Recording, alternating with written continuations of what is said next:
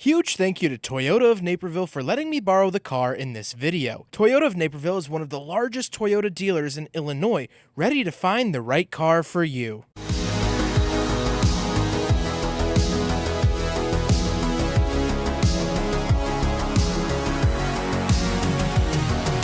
Alright, what's up guys? My name is Zach and it's raining today, but I'm also driving a 2022 Nissan Frontier Pro-4X. Up front is a 3.8 liter V6 and down below is a 9-speed automatic transmission. Now I am super excited to be driving this Nissan Frontier for many reasons, but the main fact is that this is all new for the 2022 model year, and I haven't reviewed this new body style yet. The old body style of Frontier had been out for so long, I believe it was actually developed in the Regency era in England.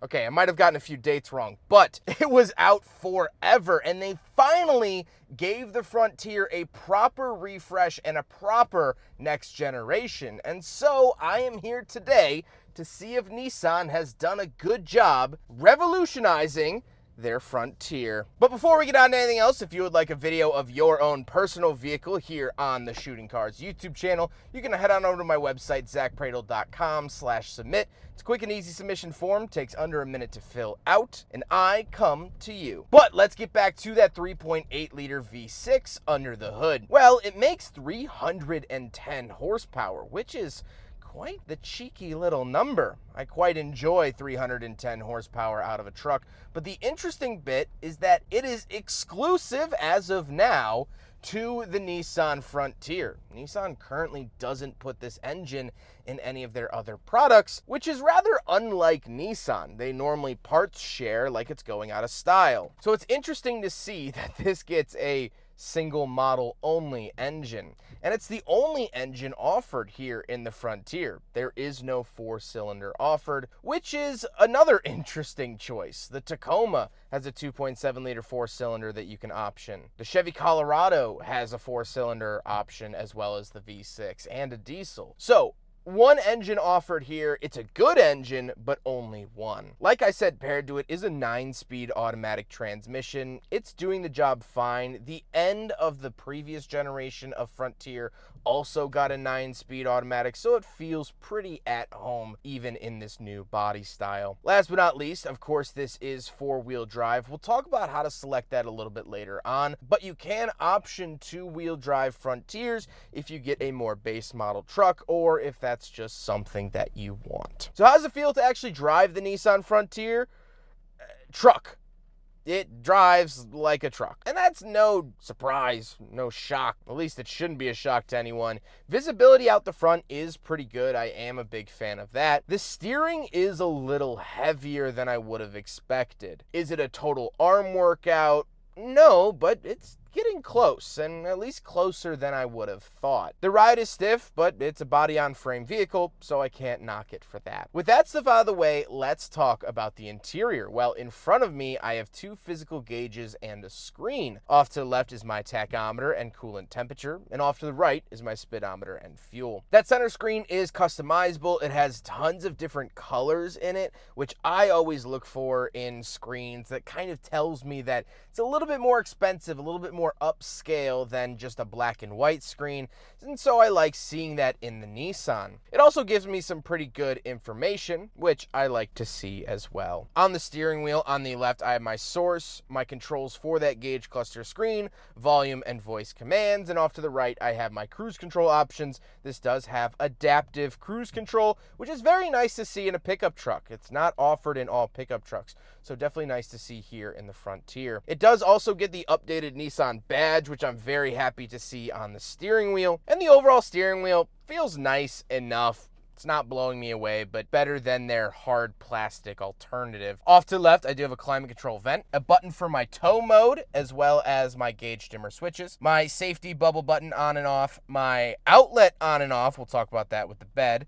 Cargo lamp, hill descent control, traction control, rear locking diff, all found by my left knee cap. Moving on to the door, I do have power mirrors up top, power locks and power windows. Moving into the center, I do get a little tray up at the top, as well as the infotainment system. This is Nissan's modern system. It looks a little outdated, definitely reminds me of like Jeep Wranglers from the 2010s. It does have Apple CarPlay and Android Auto. Here's the backup camera. It's not very high quality. However, I do get a 360 camera, which, this being a larger vehicle, is very, very nice to see. Then I do get some physical buttons for that infotainment system, volume to the left, tune to the right. Really enjoy those. And then we have the climate controls. I do get dual zone, which is nice to see, as well as I get heated mirrors, an often overlooked feature in cars. And I like how clean, concise, and aesthetically pleasing the climate controls are.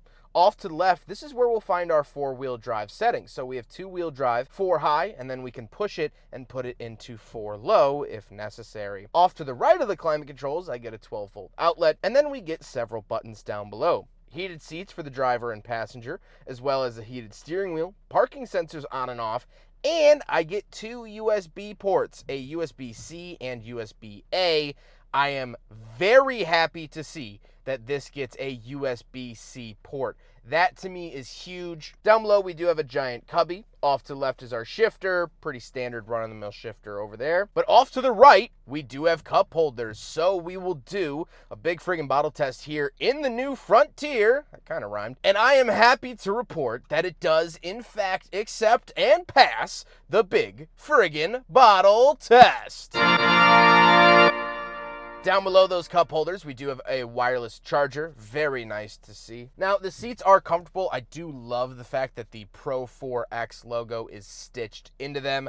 I think that looks fantastic. Big, big fan of that. But speaking of seats, we do have back seats. So let's go do a back seat review. All right, so we're in the back of the 2022 Nissan Frontier PRO-4X.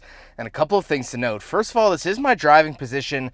My knees are a little bit squished. Now, of course, you can go up to the Nissan Titan, shown here, which is their full-size pickup truck if you want more rear seat space. This isn't terrible, especially for this class of truck. The Tacoma is the same way. Not really any better. Down below, I do have a USB-C and USB-A charger, as well as a 120-volt outlet, which is really nice to see.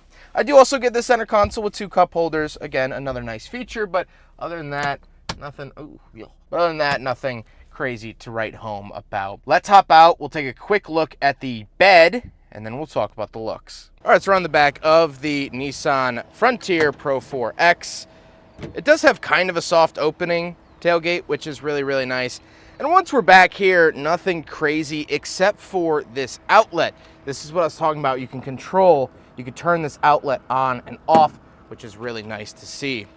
Other than that, I get like cargo lights up top, but like no crazy lighting. I get some tie-down straps, but that's really it. Coming around here, ooh, this is interesting. Static electricity can cause an explosion of flammable liquid, vapor, or gas in any vehicle or trailer.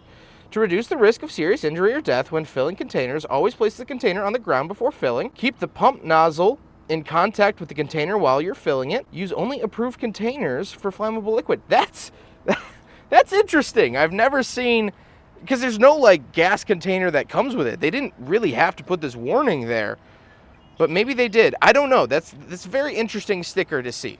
Anyway, that's the bed and cargo space of the Nissan Frontier PRO-4X. Now we got to talk about the looks, and this is finished in red alert!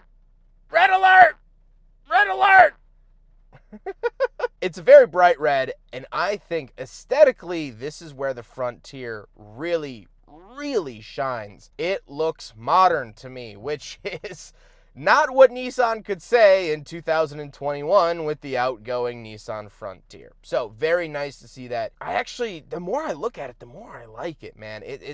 I'm really coming around to it, and I wasn't fully expecting myself to do that, and yet here I am. But with all of that being said, let's get on to my final thoughts. What do I think finally driving the new Nissan Frontier. Well, I should have noted this at the beginning. That's my fault. This is a top trim level. The PRO-4X is the top dog for the Frontier in 2022, and presumably for 2023 as well. The trim levels go S for the base model, then SV, then PRO-X, and then PRO-4X.